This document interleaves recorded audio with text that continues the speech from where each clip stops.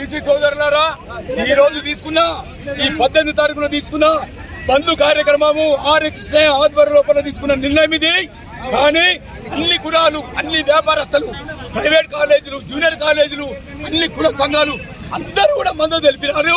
అందు గురించి 100% సక్సెస్ అయింది.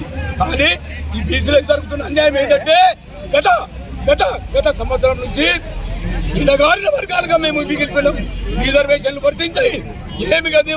కానీ ఈ రోజు గవర్నమెంట్ మాకు 42% రిజర్వేషన్ ఇస్తే దానికి హైకోర్టు స్టే ఇచ్చి ధనిక వర్గాలు హైకోర్టు పోయి స్టే తీసుకొచ్చాయి. కాబట్టి ధనిక వర్గాలకు బద్ద శత్రులుగా మేము వాళ్ళని నిరసిస్తున్నాం. ఇప్పటికే కాదు, రేపటి నుంచి కూడా ఉద్యమం స్టార్ట్ చేస్తాం. సుప్రీంకోర్టు పోతాం, ఏడికైనా పోతాం. ఎన్నికల లోపల కూడా మా బీసీల మద్దతు ఉంటుంది.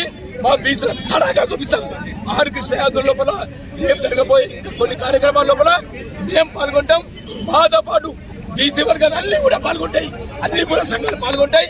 మీరందరూ కూడా సపోర్ట్ చేసేందుకు వ్యాపారస్తులకు, ప్రైవేట్ స్కూల్స్, అందరు జూనియర్ కాలేజీలకు అందరు కూడా మా బీసీ చేసిన తరఫున అందరికీ ధన్యవాదాలు.